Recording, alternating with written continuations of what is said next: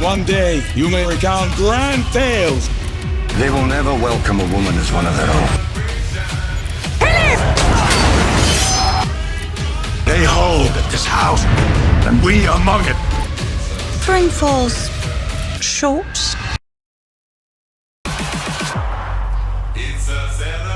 Let's show this city that we tower above all others.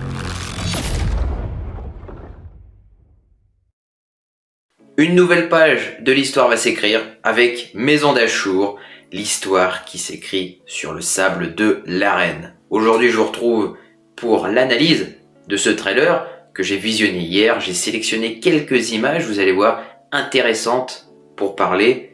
Il y a de l'action, du rythme, je l'ai signalé hier. Ça me donne envie de me plonger dans Maison d'Achour pour regarder les épisodes. C'est une bonne chose. Pensez bien à vous abonner, à mettre un pouce vers le haut. C'est parti, je débute avec cette première image que vous voyez des combats grandioses dans l'arène. On prend bien le temps de découper la scène, c'est très lisible. La foule est surexcitée, l'élite de Capoue en redemande, et même vous avez même vu sur ce plan-ci Viridia qui appelle la mort, qui demande l'exécution d'un guerrier. Des combats qui, je l'espère, s'avéreront sanglants. J'espère que les combats vont être aussi intenses que ceux de la première série, ce serait vraiment top. L'élite de Capoue qui n'est absolument pas clémente, vous avez vu ce pouce baissé en ordonnant l'exécution probablement d'un gladiateur. Ah, c'est la souffrance qui débute. Là sur cette tribune, vous apercevez légèrement César, le retour d'Achour. Là sur ces plans-là, vous l'avez avec ces nouvelles recrues, donc avec ces nouveaux gladiateurs. Ils sont en formation, donc là ils sont plutôt en entraînement. Et Achour, de son balcon, leur donne des instructions. Avec ses actes, avec ses paroles, Achour essaye de les élever le plus haut possible pour qu'ils deviennent champions, pour qu'ils lui rapportent de l'argent. Et parfois c'est pas facile, parce qu'il va y avoir des problèmes, notamment avec Achour. Il n'est absolument pas valorisé en tant que personne. Je rappelle quand même que c'est un esclave qui est devenu maître de son propre ludus, la maison d'Achour, donc ça porte son nom. Il y a quand même beaucoup de chemins qu'il a parcouru, mais aussi beaucoup de chemins à faire, parce que certains vous dénigrent, et il faut montrer aux autres, notamment à l'élite romaine, que c'est nous le plus fort. Ici, vous avez donc une belle parole d'Achour, donc toujours à son balcon. Il explique qu'un jour, ils pourront raconter de grandes histoires en tant que guerriers. Ils auront combattu dans l'arène, ils auront des choses à raconter. Notamment si l'un ou l'une d'entre eux parvient à gagner sa liberté. Imaginez, si cette personne-là devait revenir, montrer aux autres que finalement c'est possible, un peu comme Gannicus l'avait fait à une époque. Tout est possible, mais en tout cas ces paroles-là sonnent véritablement comme un chef. Et là, Achour, vous avez vu, il est en tenue, non pas comme Quintus, mais il est en tenue de combattant, de guerrier, comme si lui-même, comme si lui-même allait combattre. Là, vous avez une attention particulière concentrée sur Achour, avec une interaction avec Viridia, donc la fille de Kossuthia. Là, je crois que c'est elle qui lui prend les mains, et elle explique à Achour. Elle est très étonnée, je crois qu'elle l'admire beaucoup, c'est ça. C'est comme si ses propres mains, à Achour, avaient conduit à la fin de Spartacus. Et alors là, beaucoup de questionnements. Tout cela se passe-t-il réellement dans une réalité alternative, ou tout cela se passe-t-il dans la tête d'Achour? Tout est possible. Ils ont probablement dû rappeler l'acteur de Spartacus, donc Liam, même si je pense quand même que ça se passe plutôt dans la tête d'Achour. Je vois mal, parce que sinon ça supposerait qu'Achour était là au moment où le Thrace était tombé sous la pluie.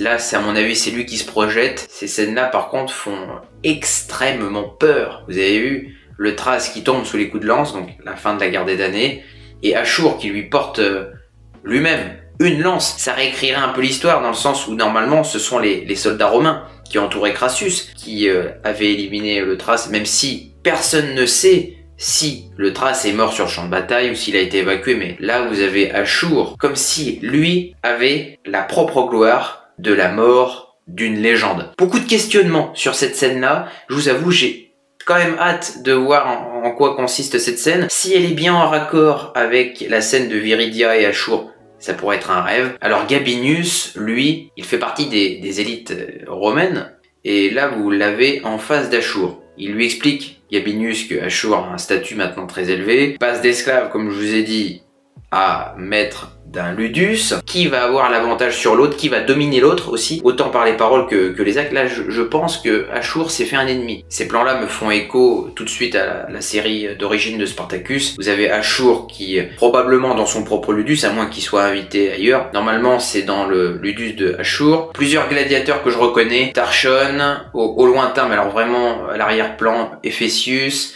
bon, Ashur au premier plan. Très clairement, je vois une belle démonstration de combat. Il faut que Ashur prouve à la fois aux Romains, à ses ennemis qu'il a invités, je pense, ou qui se sont eux-mêmes invités. Rappelez-vous Tullius qui s'était invité lui-même dans les dieux de l'arène alors qu'il n'était absolument pas convié à une fête. Là, Ashur doit prouver à lui-même et aux autres qu'il est fort, qu'il a des bons guerriers, qu'il a de bons gladiateurs. Donc là, ça va être la troupe de Satyrus qui débarque, les ennemis d'Ashur. D'après ce que j'ai pu apercevoir aussi, c'est que Satyrus combat dans l'arène. Il va y avoir une démonstration. Donc vous avez vu Céladus à votre droite et Tarchon à votre gauche. Alors deux guerriers mais complètement différents dans le style de combat.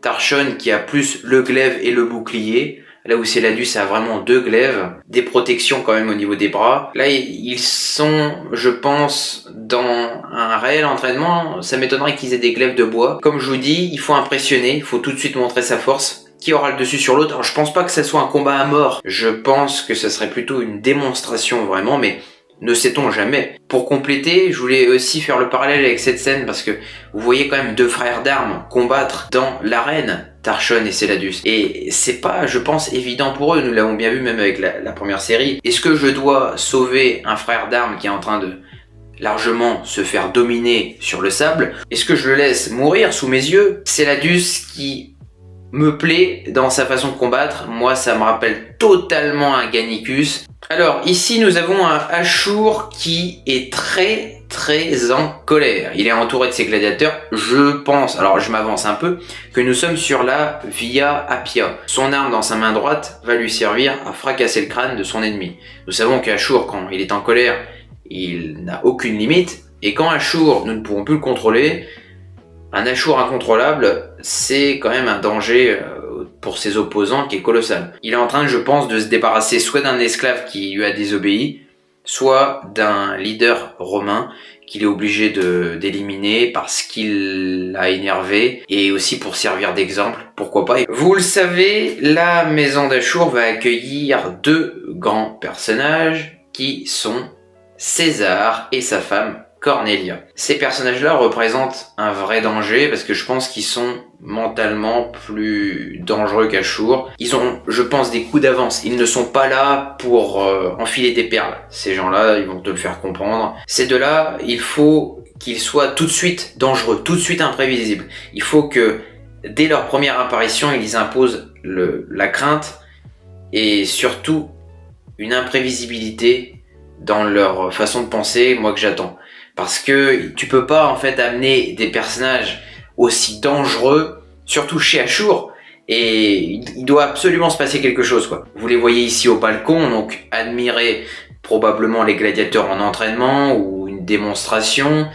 Et là, c'est César qui prend la parole, il explique que cette visite à Capoue lui réserve beaucoup de surprises, et encore, il n'a rien vu parce que ce n'est que le début. Un moment un peu plus exotique, vous l'admettrez, avec trois gladiateurs dont Ephésius et Tarchon se présentent. Alors voilà. Face à l'élite romaine, il faut montrer ses attributs physiques, sa musculature, mais pas que. Cornelia qui prend la parole, elle n'est pas satisfaite, elle veut autre chose, elle en veut plus. Je ne sais pas, faites quelque chose. Moi, je pense que ces plans-là vont vraiment être utiles pour la maison d'Ashur. Parce que nous savons qu'Ashur va être financièrement en difficulté. Je pense qu'Ashur dans ces séries, il va pas être très bien entouré, à part Coris, le doctoré, qui va pouvoir essayer de l'aiguiller, notamment avec cette scène, lorsqu'il pique une colère, carrément Coris, en expliquant que cette ville doit périr et doit nous craindre. Je pense qu'il va essayer de chercher Ashur, avec l'aide de Coris et d'autres, des meilleurs gladiateurs et peut-être essayer d'acheter des femmes. Et c'est ce que la scène suivante, donc je vous mets l'image, nous montre. Vous avez une Achilia qui, elle est enchaînée et elle combat un Romain violemment. Il est à terre et là, cette main qui stoppe Achilia, parce que je pense qu'elle allait commettre l'irréparable, peut-être même pendant une célébration. Ce bras qui stoppe Achilia avec son glaive là, ça doit être Achour. Il va l'acheter, il va essayer de la mettre dans la même condition que ses gladiateurs, dans le même environnement, essayer qu'Achilia puisse s'épanouir et essayer aussi qu'elle puisse s'imposer. Alors plusieurs scènes d'Achilia, je sais qu'elle va mordre la poussière, Tarchon qui va pas lui faire de cadeaux, très prétentieux je pense Tarchon, qui à part lui, les autres sont faibles, si vous voyez ce que je veux dire, c'est un peu compliqué. Je pense qu'ils vont être obligés de combattre ensemble, mais ils vont aussi s'affronter individuellement, donc pas mal de choses qu'il va falloir voir dans la série. Cette scène de nuit, moi, qui me plaît beaucoup, avec Achour. Achour est avec la même tunique que sur le balcon. Achilia est au sol, elle a le visage défiguré, elle a des plaies, elle est sale, il fait mauvais temps en plus, donc probablement de l'orage. Et là, cette main tendue sur une Achilia qui est au sol, ça me plaît beaucoup. Moi, j'ai hâte de voir ce que ça peut donner, en tout cas. Est-ce que aussi, je crois que c'est Céladus à gauche, et Achilia explique qu'elle craint que sa chute ne soit déjà écrite. Et ça signale déjà tout un enjeu déjà d'écriture qui est déjà amorcé. Nous savons qu'il va y avoir des morts, nous savons qu'il va y avoir des rebondissements. César qui va violenter Achour dans sa propre maison. Je pense que César s'est mis lui-même en danger en défiant à ce point Achour. Achour est au sol, il se reçoit des violents coups de pied. Achour qui ne fera pas dans les sentiments puisque il lancera un marchand qui ne lui a pas plu, un ennemi, du haut d'une falaise. Ses ennemis sont prévenus. Si vous défiez Achour, c'est la mort qui vous attend. Ça montre tout le danger de la maison d'Achour. Voilà, alors je terminerai avec plusieurs petites images de combat. Alors vous avez des femmes, voilà, je vous l'ai expliqué. Plusieurs femmes qui vont combattre dans l'arène. Une femme qui ressemble plus d'ailleurs à un viking que elle a de la peinture, je crois, sur le visage, au niveau des yeux. Elle combat avec 2 glaives. Ah, j'ai hâte quand même de voir ça. Est-ce que les femmes vont combattre ensemble, combattre contre les hommes? Ah, ça va être... Voilà, je m'arrête ici pour l'analyse. Bon, une analyse simple d'images. J'espère que ça vous aura plu. Le mois de décembre, ne manquez pas les réactions sur la chaîne. Il y aura 10 épisodes au total. J'ai hâte de voir vraiment du concret. J'ai hâte de me plonger dans la série. Cette fois-ci, nous y serons dans l'arène armée et j'espère que la série ne va pas nous décevoir. Autant par l'intensité, la durée, il faut pas de temps mort, il faut quand même que ça soit bien développé, une belle écriture, une belle réalisation. Il y a plein d'enjeux, il y a plein d'étapes à cocher et j'espère qu'Achour va faire l'effort de satisfaire les fans des premières heures. Mettez un commentaire pour me partager votre avis, abonnez-vous, un pouce vers le haut avant de partir. On se retrouve dans quelques jours pour les réactions à The Witcher. Portez-vous bien et à bientôt.